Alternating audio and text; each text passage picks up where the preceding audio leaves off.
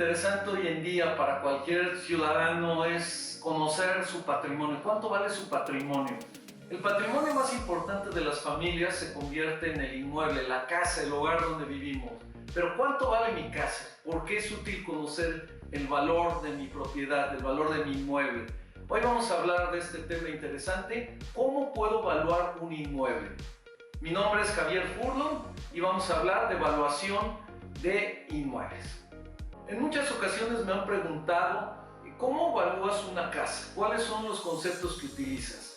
Para evaluar un inmueble existe una normativa. La normativa nos las dan las normas internacionales de evaluación y en el caso aterrizado a México, la norma mexicana en servicios de evaluación emitida en el año 2015, emitida en el año 2007 y actualizada, mejor dicho, en el año 2015, y ahora en el año 2021 le toca una nueva actualización a esta norma.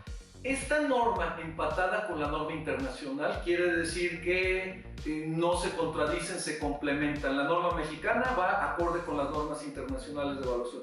¿Qué nos marcan?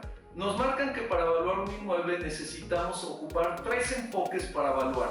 Enfoques que nos llevan a metodologías específicas. El primer enfoque es el de mercado. El segundo enfoque es el de ingresos y el tercer enfoque es el físico o de costos. ¿Pero qué quiere decir cada uno de ellos? ¿Cuál ocupamos para evaluar? ¿Y cómo concluimos el valor? Primero vamos a hablar del enfoque de costos o enfoque físico. Este enfoque representa la inversión que tenemos del inmueble. ¿Cuánto vale el inmueble de acuerdo a lo físico? De ahí viene su nombre. Y también el de costos, porque se refiere a cuánto nos puede costar a nosotros en este momento reponer el inmueble que estamos evaluando.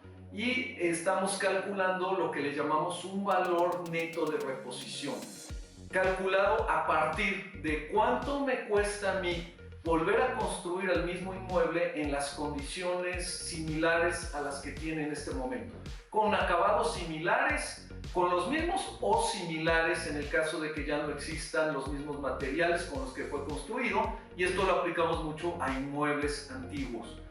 ¿Qué significa este enfoque? Que yo voy a evaluar el terreno, voy a incluir en mi valor lo que vale el terreno más lo que vale la construcción y todo aquello que se complemente, como son instalaciones especiales, elementos accesorios y obras complementarias.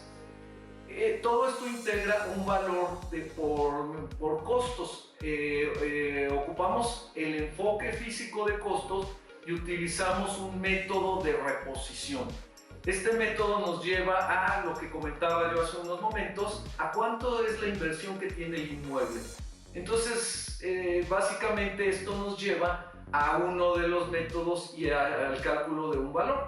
El otro enfoque que tenemos muy común aplicado es el de mercado.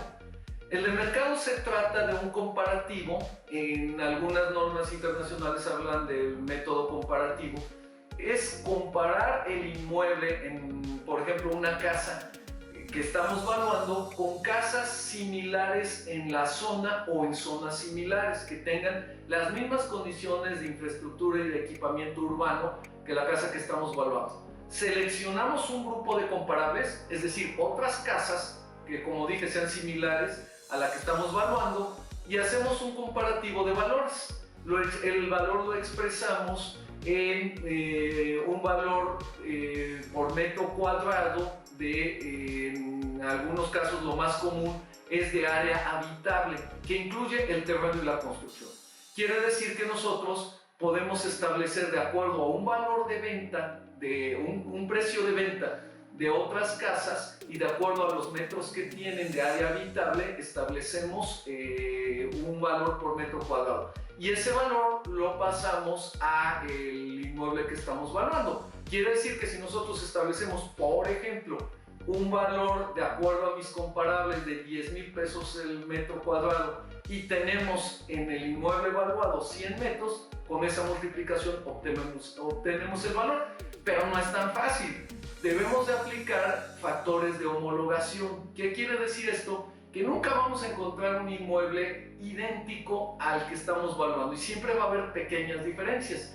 Cuando encontramos conjuntos habitacionales normalmente en México les llamamos de interés social, que son viviendas iguales todas, con los mismos acabados, el mismo diseño. Cuando son nuevas, pues, prácticamente los factores de homologación nos llevan a no aplicar diferencias.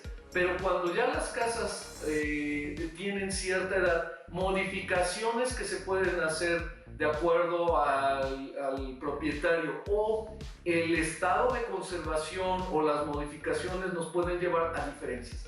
Quiere decir que estos factores de homologación nos van a aplicar premios o castigos en el valor del comparable respecto al mío. Quiere decir que voy a calificar si el inmueble comparable es mejor o peor en ese comparativo. Puede ser edad, estado de conservación, tipo de acabados, el proyecto arquitectónico, etcétera, que nos van a llevar a que todos esos factores afectan ese valor que estamos nosotros comparando.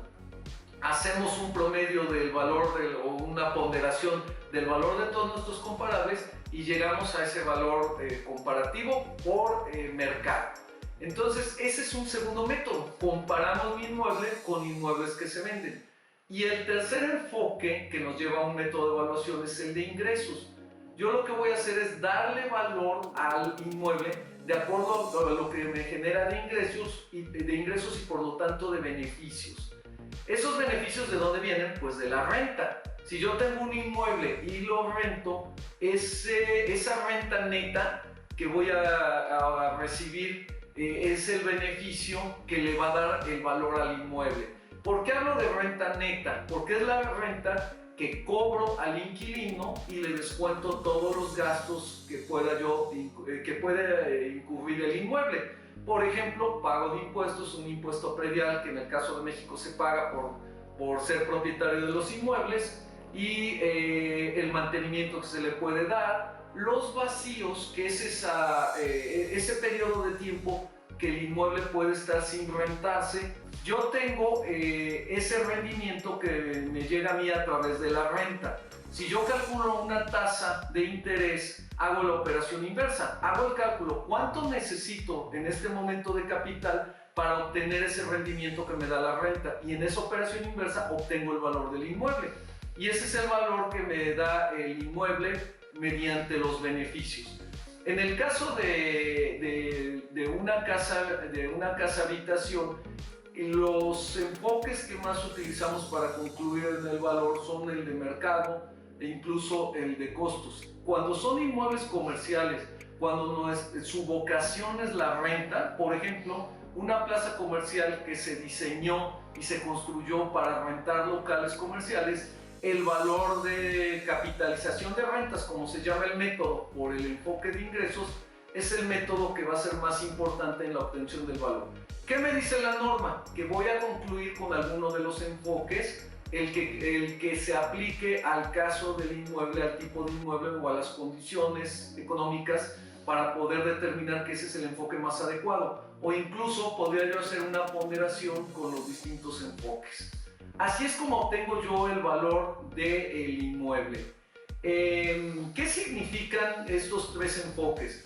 Pues, en resumen, el enfoque de mercado es la oferta y la demanda.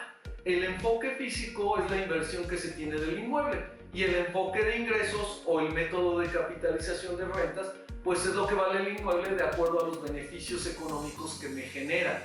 El enfoque de mercado que me da, como acabo de mencionar, el valor del inmueble de acuerdo a la oferta y demanda, es el que manda más en las conclusiones de valor. ¿Por qué? Porque no necesariamente la inversión que yo tengo en un inmueble es lo que el mercado me va a pagar. Probablemente un inmueble yo pueda tener una inversión de una determinada cantidad, pero de acuerdo a condiciones del mercado, el mercado puede premiar esa inversión que tengo yo en el inmueble o incluso castigarla, donde yo pudiera tener un valor físico de, por ejemplo, 1 millón de pesos y el mercado no me paga más de 900,000 pesos. Caso contrario, hay mucha demanda de ese tipo de inmuebles en determinadas zonas o en determinadas situaciones económicas, entonces el mercado me pudiera premiar pagándome 1.100.000 pesos por un inmueble que tiene un valor físico, o sea, una inversión de 1.000.000 de pesos.